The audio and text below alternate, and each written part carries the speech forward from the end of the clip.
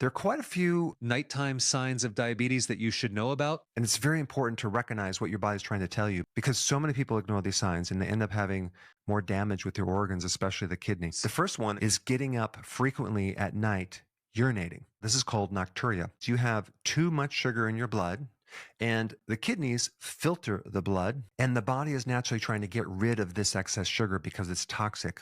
And the other thing to know is that wherever the sugar goes, water goes with it. And so as it's getting rid of the sugar, it's also getting rid of your fluids, making you dehydrated. I remember in practice, one guy was getting up, and I'm not kidding, 10 times a night. I mean, talk about a symptom that can destroy your life because he was so tired all day long. And I told him this symptom was completely unnecessary.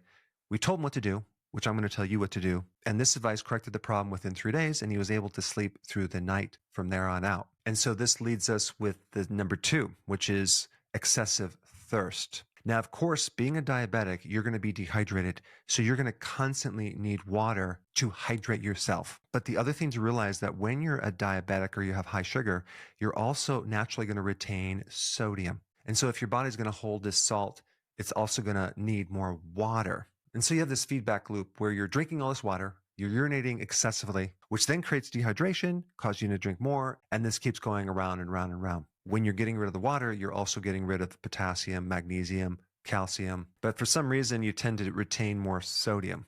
Okay, the next symptom is restless leg syndrome. I had this, and of course I was consuming a pint of Ben & Jerry's every single night for over a year. Little did I know, all that sugar was depleting a key vitamin called B1. When you're deficient in B1, you start building up a lot of what's called lactic acid in your muscles, where your muscles won't get the oxygen and it becomes very, very fatigued. And so you don't want lactic acid buildup in your muscles when you're sleeping because you're going to feel very restless. You're not going to have the oxygen in your legs. And so your legs are just going to feel very energetic. Another connection with this restless leg is a magnesium deficiency, which you nearly always see with people with high blood sugars. And without magnesium, the muscles cannot feel relaxed and be calm. It's a B1 and magnesium deficiency because the person is usually consuming too many refined carbs or sugars. And so they can take a lot of B1 and temporarily feel better, but unless they get rid of the sugars, it just keeps coming back. Now, the next symptom does relate to restless leg syndrome, but it's more with problems in your lower feet. This is called peripheral neuropathy, which you have this, it could be burning on the bottom of the feet. It can be pain. It can be numbness. It could be any type of weird sensation at the bottom of your feet. And the reason why it gets worse at night is because you're lying down flat and you're getting more pooling of blood, which is going to create a little more pressure on the nerve endings, which are damaged. The remedy for peripheral neuropathy is really twofold. One is it's a type of B vitamin called benfotiamine with alpha-lipoic acid. Together, it's a really powerful combination. Now, the next symptom is also related to this. It's cramps in your lower legs or your feet because someone has too much sugar in the blood, and that creates a magnesium deficiency. And when you don't have enough magnesium, calcium starts building up inside the cell. And calcium is all about muscle contraction, not muscle relaxation.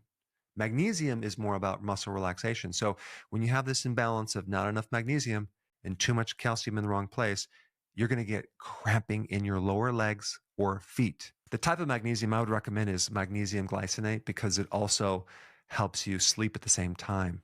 Now, the next symptom I want to talk about is this excessive sweating at night, usually in the face, the neck, or upper part of the body. And I'm not going to confuse this with a different condition, night sweats or hot flashes because of menopause. This is different. This is a situation where a person is just sweating at night for no reason. It's not even necessarily too hot. And this is because the blood sugar problem puts that person in a state of fight or flight mode. This is called sympathetic dominance. It's a part of the nervous system that is more of an adrenaline type stress state. And because adrenaline is activated, the person starts activating more sweat as a compensation mechanism. And so when you have this blood sugar issue, your body's going to be under more stress. Now, this can occur Also with low blood sugar, because adrenaline is activating and trying to raise the blood sugar, but it can also occur from high blood sugar as well. All right, the next condition is sleep apnea. This is a situation where you don't have enough oxygen because there's some type of obstruction of air in the back of the throat or the sinuses. This is a classic diabetic symptom. It usually occurs because the person has a lot of insulin that is pumping through their body. Doctors never measure it, but it's related to something called insulin resistance, where the body is trying to protect you from too much toxicity from glucose or sugar. And because insulin controls this whole thing, it creates this resistance to insulin, and so the door is blocked. But of course, the problem with this is you're going to gain a lot of weight because you have this compensating excess amount of insulin, which is a fat-storing hormone. Now, the next symptom has to do with just hypoglycemia, low blood sugar, because the body is going to want to get that sugar out of your bloodstream, and it does it with insulin. Like I said in the previous symptom, your insulin is going to be high, and the high insulin is going to try to push the blood sugars down. So you're going to wake up in the middle of the night, sometimes with low blood sugar. And one of the big problems with that is an activation of adrenaline. So you just wake up in the middle of the night with this like stress hormone activation. And you might also have an elevation of this other hormone called cortisol, usually between 2 o'clock and 3 o'clock in the middle of the night. In fact, right in the early morning when the alarm clock is going to go off, that's when you can sleep the best. And this release of sugar is also accompanied by the production of sugar by your liver in the early morning. You just need to get on a low-carb diet for a period of time, probably longer than you think, to correct it, because sometimes it takes 6 to 8 months. But many times it's not coming from the diet. It's coming from your liver just making too much sugar because you ate the wrong foods for many years. The next symptom is delayed sleep, because high levels of sugar, they delay this release of melatonin. You'll be lying down at night and waiting to go to sleep, but you just can't go to sleep easily. The next symptom relates to gastric reflux or GERD, where you have to kind of sleep on this wedge or prop your pillows up because the acid is regurgitating from a valve in your esophagus. The reason for that is because the blood sugar issue is affecting the autonomic nervous system, which controls the valves of the body, including the valve on the top of the stomach.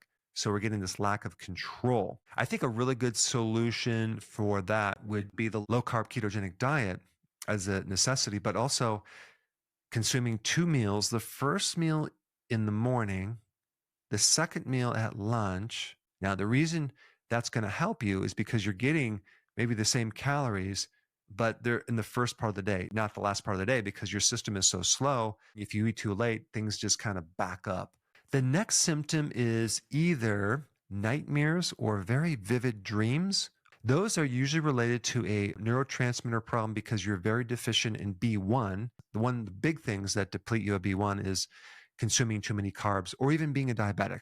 And so when my children have nightmares, they'd always want me to give them some B1, which will handle that very quickly. Now, the next thing you might experience is a bit of high blood pressure in the middle of the night. This is called non-dipping. Typically, a person, when they go to sleep, should have things slow down. Pulse rate, blood pressure, that's called nocturnal dipping. But with diabetes, you have what's called non-dipping. It doesn't do that. The blood pressure is just going to start going up. You might not even feel your blood pressure, but you're just going to feel awake. The next symptom that occurs while you're sleeping with a blood sugar issue is heart palpitations. This is primarily because of the lack of electrolytes, potassium deficiency and magnesium deficiency. They would benefit greatly from a good electrolyte powder with a lot of magnesium and potassium. The next symptom is teeth grinding. The activation of the flight or fight mechanism or the sympathetic nervous system puts a person into a state of stress while they're sleeping. So their jaw muscles are activated and they're grinding their teeth. And the last symptom is a headache when you wake up in the morning. This usually occurs because you are very dehydrated and the brain needs enough fluid to prevent it from having pain and having pressure. Realize that it's not just about drinking more water to hydrate you. You need these electrolytes with it. Now that you know the clues, the question is what to do to really correct this once and for all. If you have not seen this video on what to eat to handle that, check it out. I put it right here.